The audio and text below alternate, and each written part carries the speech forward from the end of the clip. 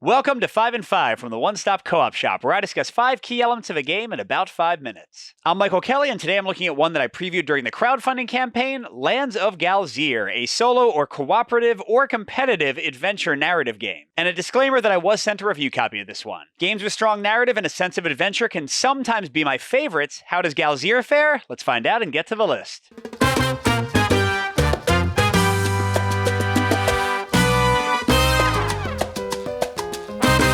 So first at number 5, a full pro, at least for me and my taste, is the app that is used for the game. And I say app, but it's really a website, although you can sort of install it like an app. And this contains all the narration for the game, tells you what tests you're checking against, shows you what your choices do. And yeah, it's nothing amazing, but it's smooth to use. And something I really appreciate is they have a whole great soundtrack they made for the game, and it plays from the app. And we definitely had that going the whole time we played. It really added to the immersion. Now, if you don't like apps in games, if you don't like reading from electronics while you're playing, this is not going to fix anything for you. You're still not going to enjoy this.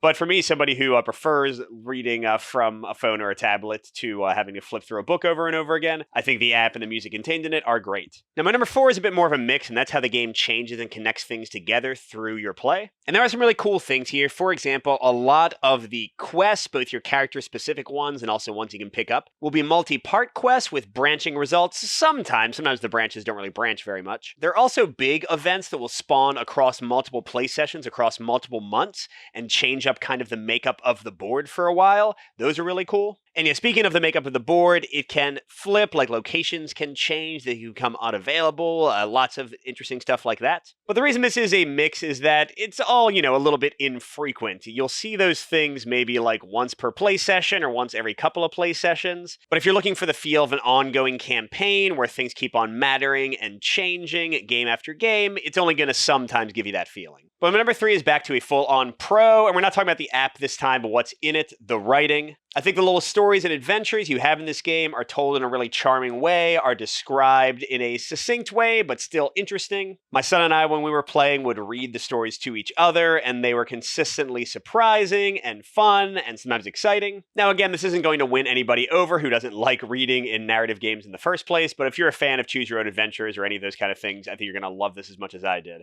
But for my number 2, we get to a full-on con, and this is one that I mentioned during the crowdfunding campaign as well, and that's the fact that this is like a sandbox, and you just go around and have adventures and things happen, but there's no real ending, there's no real clear objectives, you kind of define your own objectives. So you play in April, and then you play in May, and then you play in June, and then you play in July. At the end of each round, you do your competitive or your solo co-op thing, you see who got the most prestige points, but it doesn't really matter, and then you rinse and repeat again. Now, how much this one hits you is going to depend greatly on your preferences. I have never been much of a sandbox person in board games. I like defined goals and defined endpoints and not feeling like things just kind of go on as long as I want them to.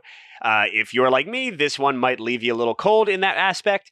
But if you like kind of picking your own things to do and treading your own path and just seeing kind of what happens to you, you might love this. But my number 1 are the dice checks in the game, and I say these for the end because this is kind of the most mechanically involved part of the game. Whenever the app tells you to take a test, you're going to roll 5 dice, and you can gain colored dice for different statistics based on how many of these little pie pieces you have for them. And you're looking for faces of a specific type, and you get 1 free reroll. So here, if I was going for swords, I'd clearly be very happy. But then your items and other trait cards will often give you rerolls or free successors or those kind of things based on keywords in the check. And overall, this works great. It's incredibly quick. It gets out of the way right away, so you can kind of enjoy the story and just having your adventures. And even though it doesn't happen every time, when your items match up with a check and you can just totally blast it, that feels awesome. But at the same time, it is very simple and it is very random, and sometimes you just kind of get messed up without any fault of your own. And also, as cool as the items, these little pie pieces are, you always can have the same number. You can never have more than 3 of these. You can never have more than 4 of those. So leveling up in the game isn't really leveling up. It's just trading one thing out for another and changing your focus, which is fine because the game is kind of more of an ongoing adventure and you aren't leveling up like in an RPG. But it does mean you never really feel stronger. Some checks will be easy for you and some checks will be harder, and that's just how the game goes. Again, it's going to depend on your preferences,